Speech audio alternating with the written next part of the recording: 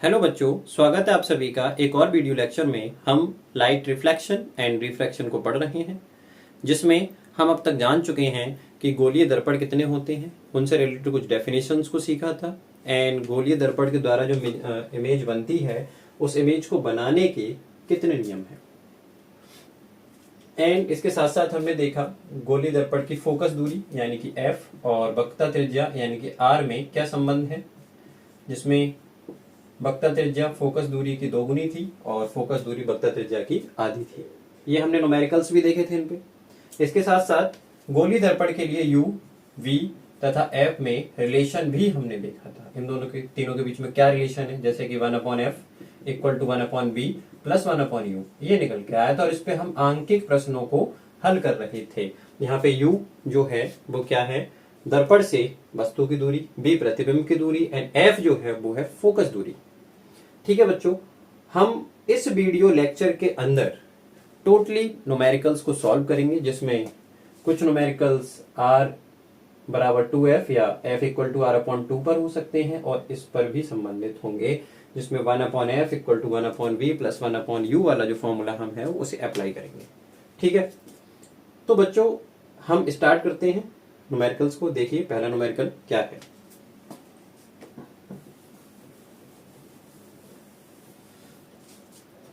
देखिए बच्चों, पहला क्वेश्चन है, उत्तल दर्पण से 30 सेंटीमीटर दूरी पर रखी एक मोमबत्ती का प्रतिबिंब। क्वेश्चन है, उत्तल दर्पण से 30 सेंटीमीटर की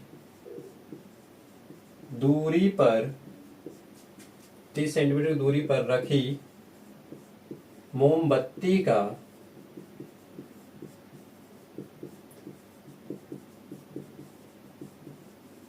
प्रतिबिंब 10 सेंटीमीटर की दूरी पर बनता है। प्रतिबिंब 10 सेंटीमीटर की दूरी पर बनता है।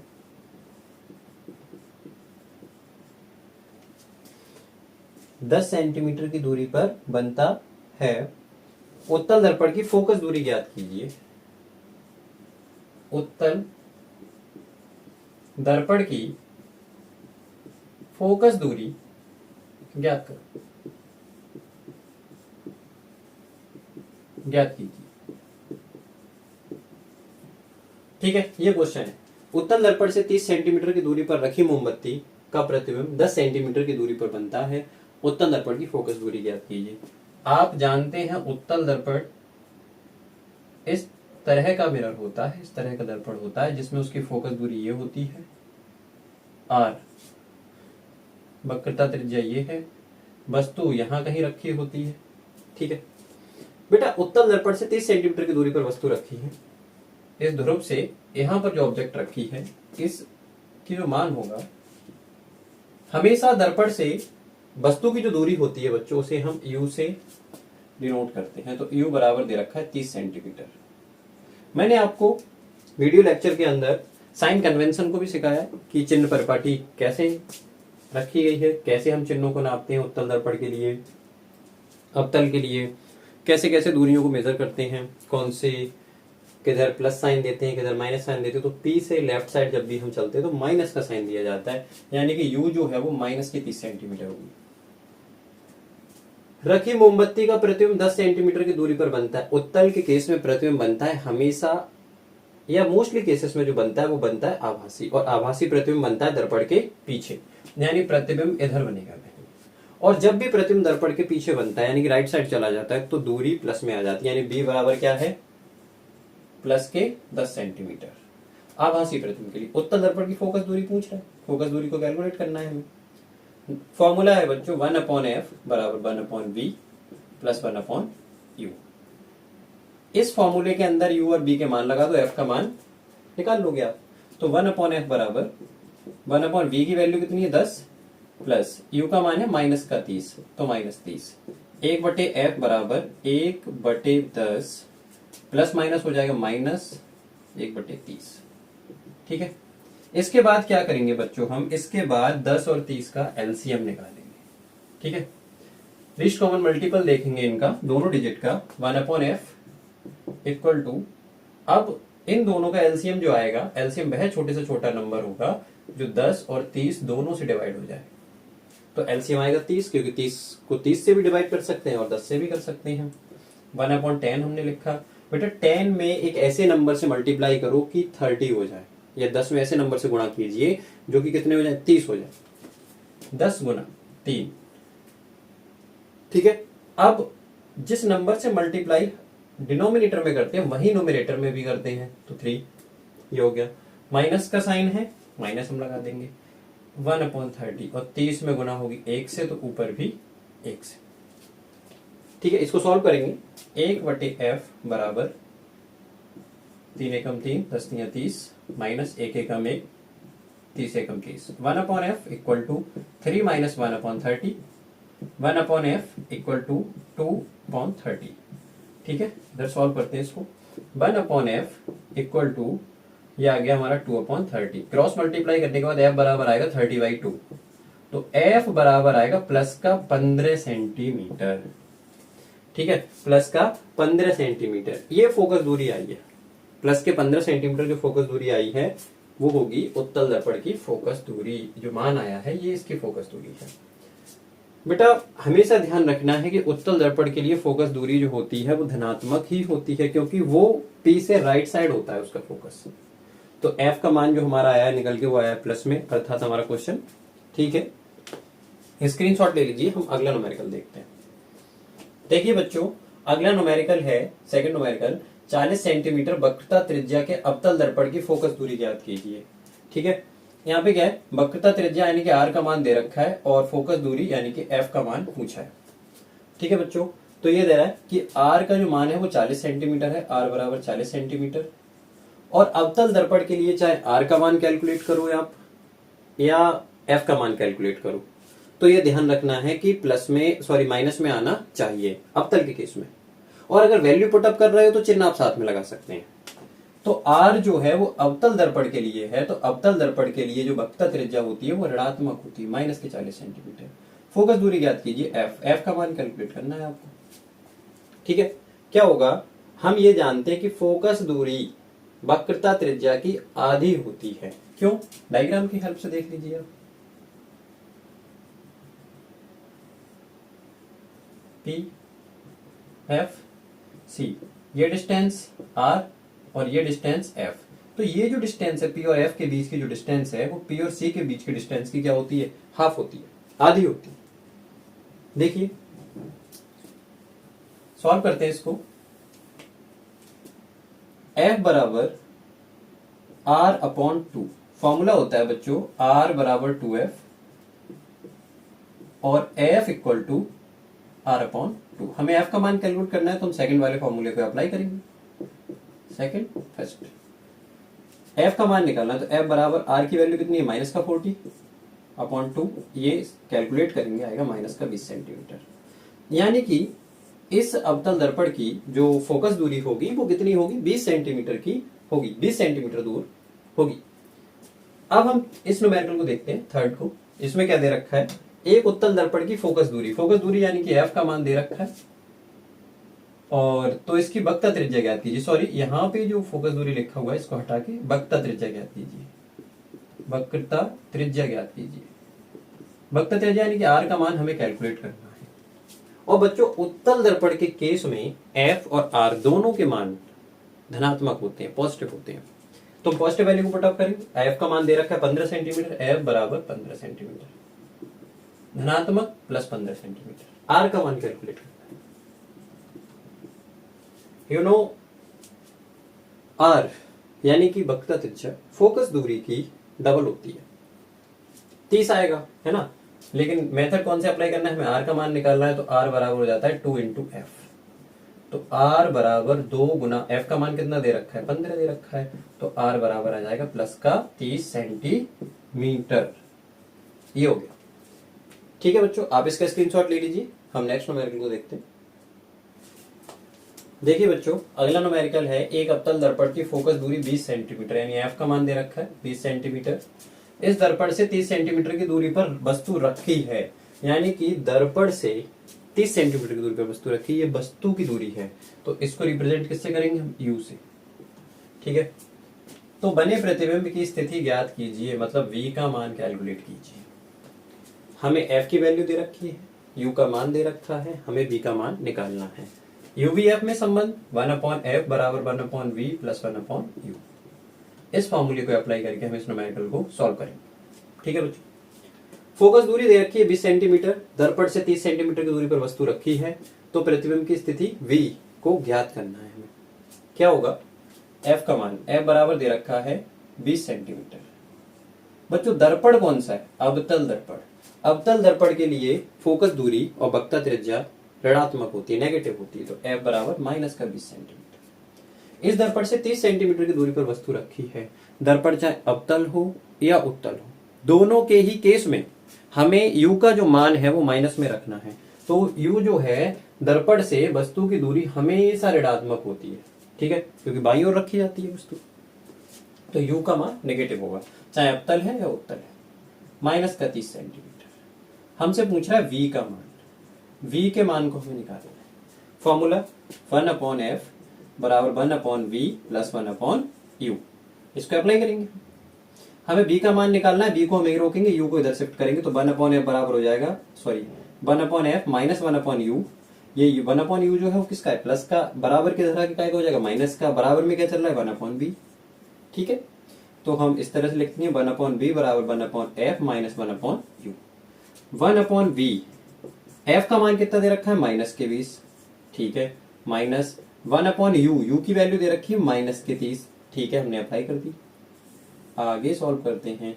1/v बराबर, ये माइनस ऊपर चला जाएगा, माइनस का 1/20, माइनस माइनस प्लस हो जाएगा बेटा 1/30।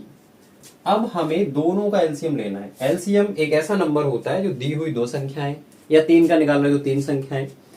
अभी हम यहाँ 20 और 30 दो संख्याओं का एलसीएम ले रहे हैं, तो बेटा एलसीएम एक ऐसा नंबर होगा जो 20 से भी विभाजित हो जाए और 30 से भी हो जाए और छोटे से छोटा हो। तो 60 एक ऐसी संख्या है जो 20 से भी डिवाइड हो जाएगी और 30 से भी, तो एलसीएम आ जाएगा यहाँ पर 60। एलसीएम आ गया 60। अब 60 आ गया, मतलब हमें यहां भी 60 करना है और यहां भी 60 करना है मल्टीप्लाई करके। तो 20 में कितने से मल्टीप्लाई करेंगे 60 हो जाए, फिर 30 में कितने से मल्टीप्लाई करेंगे 60 हो जाए, तो हम आगे करते हैं 1/b बराबर 1/20 माइनस का है, 20 में गुणा होगी बेटा 3 के साथ, तब हो जाएंगे 60। तो ऊपर जो एक है अंश जो है उसमें भी 3 से ही मल्टीप्लाई होगी, प्लस 1/30। 30 में जो मल्टीप्लाई होगी वो होगी 2 के साथ, तो ऊपर भी होगी बच्चों 2 के साथ, ठीक है। अब 1/v बराबर 3, 20 3 60 प्लस 2 एकम 2, 30 दूनी 60। 1/v बराबर हो जाएगा माइनस का 3 प्लस का 2/60, 60 हो गया। 1/v बराबर बेटा माइनस का 1 और ये कितने हैं 60। माइनस के 3 में से प्लस के 2 गए तो क्या बचेगा, माइनस का 1 होगा, माइनस की वैल्यू ज्यादा थी। 1/v बराबर माइनस 1/60। क्रॉस मल्टीप्लाई करने के बाद v बराबर क्या आ जाएगा 60 सेंटीमीटर, माइनस का 60 सेंटीमीटर। अब बच्चों माइनस का जो 60 सेंटीमीटर आया, इस 60 सेंटीमीटर से हमें यह पता चलता है कि प्रतिबिंब जो बनेगा वो बनेगा दर्पण से 60 सेंटीमीटर की दूरी पर। लेकिन माइनस का 60 आने का मतलब है उसी ओर बनेगा जिस तरफ कौन थी, वस्तु रखी हुई थी, जिस तरफ वस्तु रखी हुई थी उसी तरफ बनेगा, और दर्पण से कितनी दूरी पर बनेगा, 60 सेंटीमीटर की दूरी पर बनेगा। ये जो है इसको मैं सॉल्व करके बता देता हूं यहाँ पे कैसे सॉल्व होगा।